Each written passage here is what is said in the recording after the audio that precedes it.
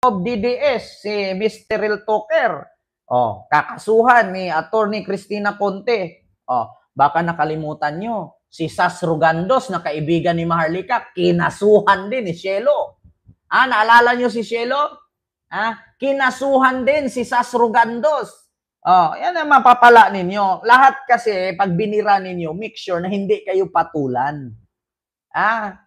Pinapatulan kayo eh. Ito, Sas, Rugandos, kinasuhan din. Naku, sabi ko sa inyo, sunod-sunod na to eh. Ito, kinasuhan ni Cielo. Naku, mga kababayan, ito na. Sa atin, sa mga kababayan natin, ang tendency kasi natin, we stick with the colors eh. We stick with the loyalty to the politicians. And I think yung kagandahan ng conversation natin ngayong gabi, we're actually identifying policies na dapat isulong natin at supportahan. Diba?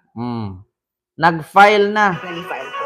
Hindi lang siya about the statement that she made. Todo sa complaint na ni-file ko.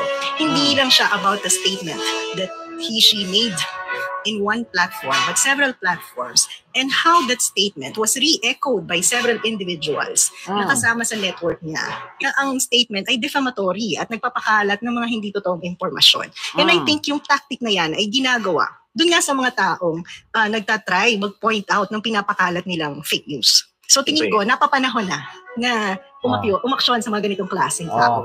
Yung very specific post na sinabi niya, ay ako daw ay nagbayad ng bilyon-bilyon, gumastos ng bilyon-bilyon, at binayaran ko ang mga congressman para imbestigahan si Mary Grace Piatos. So that's the main message na pinost niya sa Facebook and then eventually was posted on Twitter. And ayan. Yun ang rason kung bakit si Sas Rugandos kinasuhan ni Cielo ng cyber libel kasi pinagbintangan pala ni Sas si Cielo na naggastos daw si Cielo ng bilyon-bilyon at binayaran daw ang Congress na para imbestigahan si Mary Grace Piatos. Hindi na kailangan imbestigahan si Mary Grace Piatos. Si Sara Duterte pa lang, si Sara ang makakasagot dyan kung sino si Mary Grace Piatos. Kasi sa Office of the Vice President galing yan. Si Mary Grace Piatos, sa mga hindi nakakalam, yan po yung mga peking pangalan na walang birth certificate, walang marriage contract, walang death certificate na nakarehistro sa PSA or sa NSO. Na kung saan nakapangalan sa mga tumatanggap ng confidential funds sa Office of the Vice President. At take note, hindi lang si Mary Grace Piatos. Nandyan pa si Kokoy Villamin, Nova, Uwishi, Nagaraya, Xiaomi Utso, Dodong Badok, Mingo Makimingo. Meron pa ngang Jugs di Asim, Jugs di Luga. Di ba? Ang dami. Ang daming mga pangalan doon. Si Sara lang makakasagot dyan. Bakit magastos itong si Cielo ng bilyon-bilyon? Para paimbestigahan si Mary Grace Piatos. Ayan na, Sas Rugandos, ito nangyari sa inyo. Then, nag-continue yung ganung messaging, no? Yung pagdikit niya sa akin kay Speaker Romualdez at yung pagbibigay, yung sinasabi niyang pagbibigay ng pera sa mga congressman para imbestigahan itong confidential fund ni VP Sara. And then that messaging has been re-echoed by several ayoko sabing influencers kasi mga iba minor lang naman. Several individuals sa TikTok. Pag may legitimize na? Oo, ayoko legitimize. Sa mga iba't ibang platforms. And in fact, yung mga trolls sa Wallco would repeat that. No? So, nagsolicit ng iba't ibang reaksyon at ginagamit yan ng mga trolls ko sa Wallco. So, yun yung strategy doon eh. So ano yan? Coordinated? Yes. Kitang-kita. Pati yung mga ibang kasama niya sa pagre-re-echo ng ganyang messaging. At nakakatawa kasi nagsimula, nung una ang bait-bait niya sa akin, di ba? She even appeared on my YouTube podcast. And the reason why I invited her is actually at the time, wala naman siyang ginawa kundi itag ako dun sa unliquidated fund ng UP. Dun sa co-report, di ba? I invited her para, sige, sabihin mo sa akin ng harapan, ano ba yung issue mo? Ay, nakita mo naman, nung nag-appear sa akin, parang mabait na tuta, di ba? Wala namang mailatag na issue. Nag-agree pa nung nag-agree. Hindi pala article pag ganun eh. Pero mako down social media. And then, when we started pushing for the impeachment ni VP Sara dahil nga dito sa very problematic sa mga hindi po nakakakilala, ayan po si Sas Rugandos. Yan po ay kasama ni Maharlika, ni Banatbay, sino pa? Dati kaibigan ni Tingking Pinoy yan, nila Mocha Oson. So ngayon, nakahanap na ng katapat, kinasuhan din. Alam nyo, kilala nyo ito, mga kababayan, ito yung mga malakas bumira kay BBM na sinasabi nilang bangag, adik, weak leader. Ayun, nakahanap ng katapat. At dati din ito si Cielo, dating miyembro ng gabinete ni BBM na nag-resign. Si Sasot, si Sas Rugandos. Sa mga hindi nakakaalam, siya po ay transgender. May itlog po siya.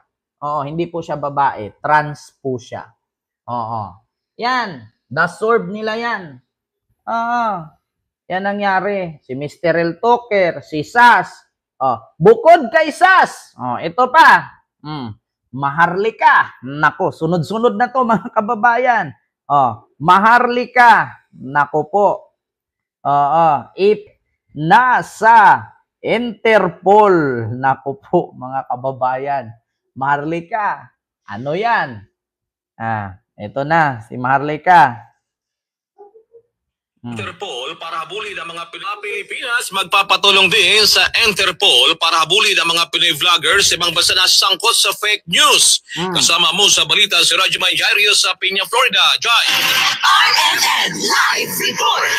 Hindi ligtas sa pananagutan ng mga Pilipino sa ibang bansa na nagpapakalat ng fake news. Ito ang tiniyak na National Bureau of Investigation sa gitna ng patuloy na pagkalat ng mga maling impormasyon ng ilang mga Pilipino abroad. Ayon kay NBI Director Jaime Santiago, makikipagtulungan sila sa International Criminal Police Organization o Interpol para habulin ang mga ito. Sa kabila niyan, aminado si Santiago na may ilang problema ang NBI sa paghahabol sa mga ito dahil sa pagkakaiba ng batas gaya ng libel na itinuturing lamang sa Estados Unidos na civil case. Sa ganitong pagkakataon na niya ay sisilipin ng NBI kung pwedeng pumasok sa kasong inciting to sedition na parehong krimen dito sa Pilipinas at sa Amerika. Bagamat nire-respeto raw ng NBI ang freedom of speech at freedom of expression ay may hangganan din niya ang mga ganito. Kasama mo sa DCXL RMN Manila, Radyo Manjairos Peña, Florida, Tatak RMN. Ayun na. Mga kababayan, yan sinasabi ko sa inyo eh. Yan ang sinasabi ko sa inyo. Hindi nyo kasi minus-minusan yung mga nguso ninyo. Ayan. Wala na.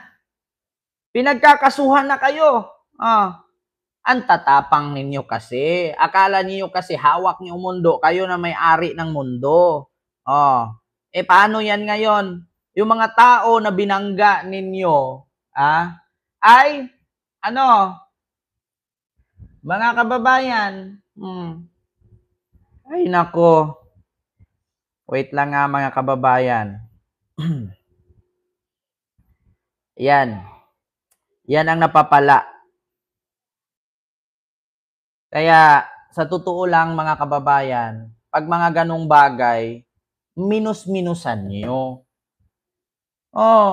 Maharlika, galit na galit. Ito pa, buko doon sa balita na yon na makipag-coordinate ang NBI sa Interpol para tugisin si Maharlika at iba pa na mga vlogger na fake news na nasa ibang bansa. Ay, eto na.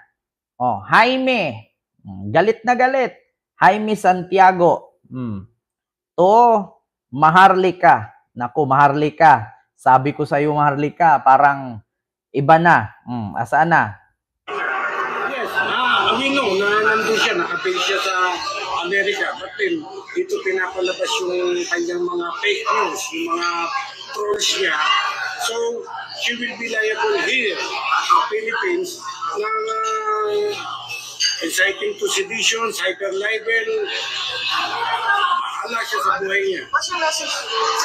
Ay, yung tumigil siya, hindi siya nakakasiguro. Akala niya, ligtas siya dahil nandun siya sa Amerika.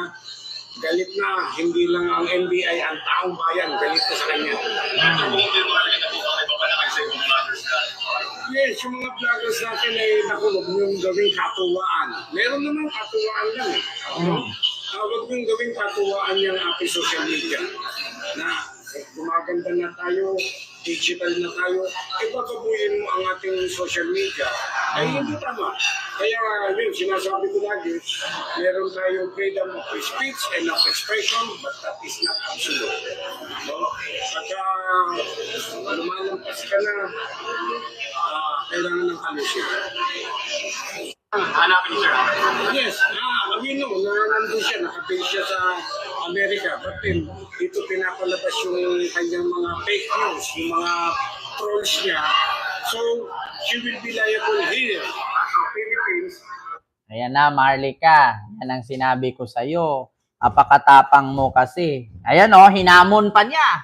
Si Director Jaime Santiago. Oh, ito. Sina-challenge kita, NBI Director, Santiago, di ba? Ano ba ang inyong trabaho? Di ba? Kayo ay alagad ng batas na tinatawag na kayo ay manghuhuli sa mga kidnapper na katulad dapat ni Lisa Panas. Yan ang hulihin mo. Yan ang imbestigahan dapat ng Kongreso at Senado. Ang DFA na nakipagsabwatan, si Teddy Boy Locsin Jr., ang kanyang asawa na si Maria Louie Barcelon, ang ISAF, yan ang imbestigahan nyo dahil pinadukot sa pamamagitan ng legal extraction gamit ang fabricated crime na inilayo ninyo ang dalawang minor de edad sa kanilang ina. Sina-challenge kita, NBI Director, Santiago, di ba? Ano ba ang inyong trabaho? Di ba? Kayo ay...